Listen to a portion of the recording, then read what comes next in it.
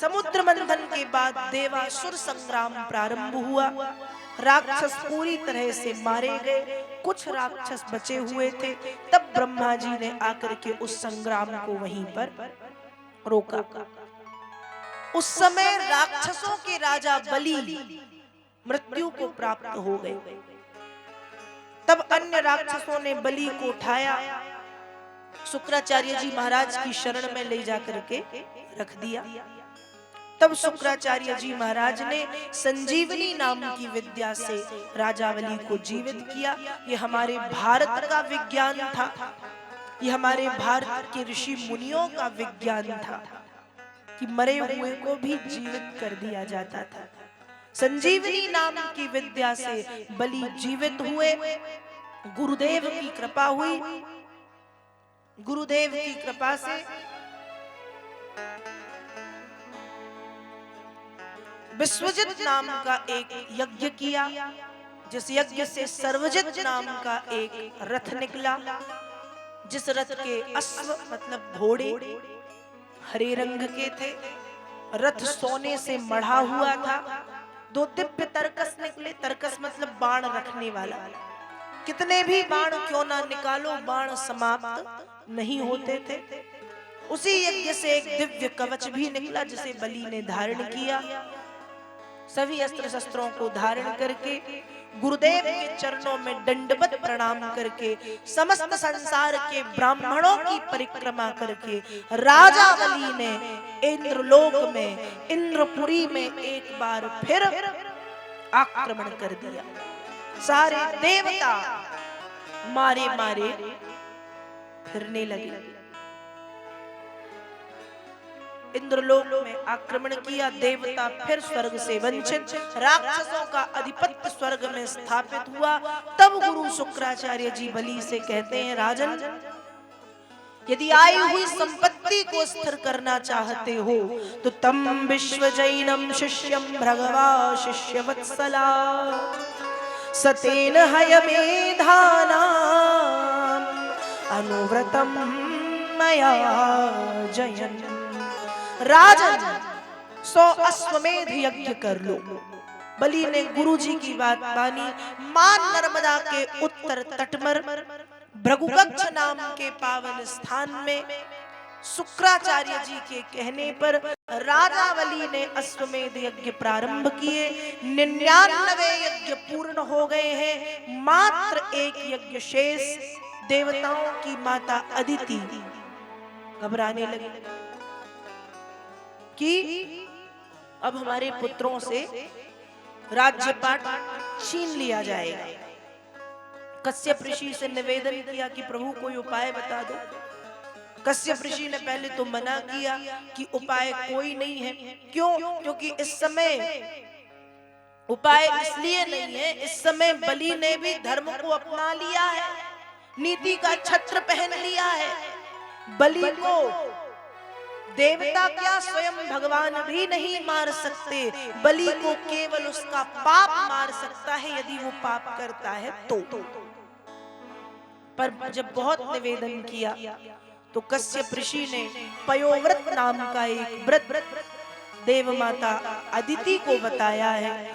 फाल्गुनस्यामले पक्षे द्वादशाहं पयोव्रत अर्चयेद रविन्दाक्षं भक्तया परमयान्विता।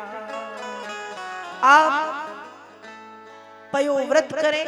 फाल्गुन मास के शुक्ल पक्ष की प्रतिपदा, फाल्गुन के महीने में, शुक्ल पक्ष मतलब उजियारी रात में, प्रतिपदा मतलब परमा से, पहली तिथि से, द्वादशी मतलब 12 तक ये व्रत किया जाता है। इस व्रत में 12 दिन तक श्री हरि नारायण का पूजन होता है। जब देव माता अदिति ने श्रद्धा विश्वास के साथ पयोव्रत किया, पयोव्रत के संपन्न होते ही श्री हरि नारायण ने बटुक ब्रह्मचारी वामन के रूप में अवतार धारण कर लिया।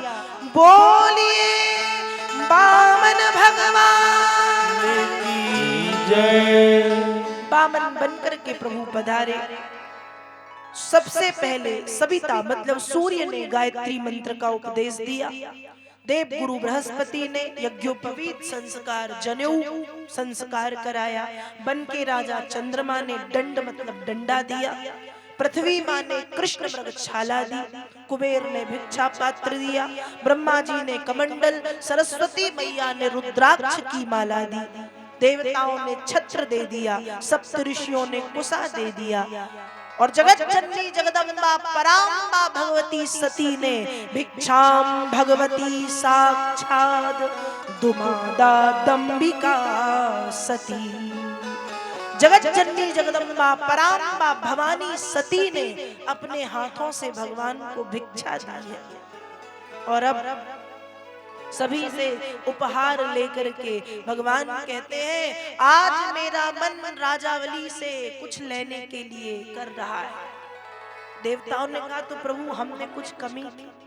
कहा नाना कमी कोई नहीं की, मन कह रहा है बलि के यज्ञ में पहुंचना है इसलिए जा रहा हूँ। और बामन भगवान राजा बलि के यज्ञ में पहुंचे हैं। यज्ञ मंडप के चारों तरफ एक प्रकाश छा गया। बलि मंडप से बाहर निकले तो एक छोटी सी मूर्ति बामन भगवान पधारे हैं। तुरंत एक उच्च आसन पर बैठने की व्यवस्था की। एक थाल लाकर के भगवान के पैरों को बलि धो रहे हैं और कहते हैं भगवान मैं नहीं जानता आप कौन है, लेकिन आपको देख करके अचानक अपने आप मुझे ऐसा लग रहा है कि आज मेरे यज्ञ को पूर्णता की प्राप्ति हो गई। आपको देख के ऐसा लग रहा है मेरे पूर्वज तृप्त हो गए। आपको देख करके ऐसा लग रहा है कि करोड़ों वर्षों की तपस्या एक महान मूर्ति के रूप में मेरे यज्ञ को सफल बनाने के लिए चली आई। भगवान बलि आपकी क्या सेवा कर सकता है?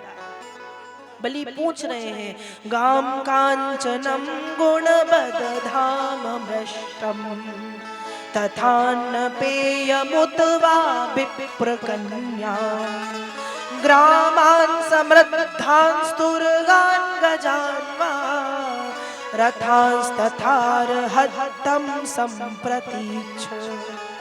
भगवान क्या सेवा करूं? गाम गाय चाहिए, कांचनम स्वर्ण चाहिए, गुणबद धाम मृष्टम सभी सुविधाओं से युक्त सुसज्जित सजा हुआ सुंदर व्यवस्थित घर चाहिए, तथान्न पेय खाने के लिए अन्न, पीने के लिए शुद्ध पेय पदार्थ। उत्बा विप्रकन्याम या ब्राह्मण की किसी सुंदर कन्या से विवाह करना चाहते हैं। गांव गांव नहीं गांव के गांव चाहिए, हाथी घोड़े रथ क्या चाहिए सब आपको मैं दूंगा। भगवान ने भी सुनते सुनते धीरे से कहा महाराज मैं जानता हूं आप अपने वंश के गौरव हैं और आपका वंश आपका गौरव है, लेकिन हे महाराज जो सब आप ये कह रहे हैं ये मुझे नहीं चाहिए। मुझे तो बहुत थोड़ा सा चाहिए, पर मांगू तो कैसे मांगू, कहूँ तो कैसे कहूँ, बड़ी शर्म सी आ रही है। तुम इतनी बड़ी बड़ी बातें कर रहे हो।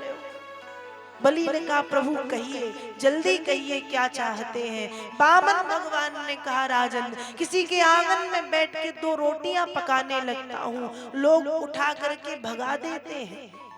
किसी के आंगन में बैठ के भजन करने लगता हूँ, लोग सोचते हैं हड़प लूंगा इसलिए बैठने नहीं देते। तो हे राजन तस्मात् त्वत्तो महीमीषद व्रणेहं वरदर्श भाग पदानि त्रीणि दैत्येन्द्र सम्मितानि पदा मम।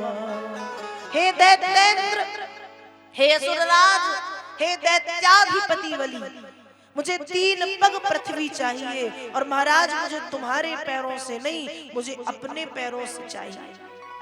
भगवान की बच्चों जैसी बातें सुन करके राजा बलि हंसने लगे। प्रभु आप जितनी कहेंगे उतनी ही दूंगा, पर प्रभु थोड़ी सी ज्यादा ले लो, 3 की जगह 5 ले लो, 10 ले लो, 20 ले लो, 50 ले लो। भगवान ने कहा देखो महाराज ब्राह्मण को लोभी नहीं होना चाहिए, लोभी ब्राह्मण का अति शीघ्र सर्वनाश होता है। 2.5 फीट का हूँ, 3 मांग रहा हूँ, इतनी देना हो तो नहीं तो मैं चला, कोई और देगा। बलि ने भी पैर पकड़े, रे प्रभु जितनी मांगोगे उससे एक रत्ती भी ज्यादा नहीं, बस रुको रुको। रुक गए भगवान।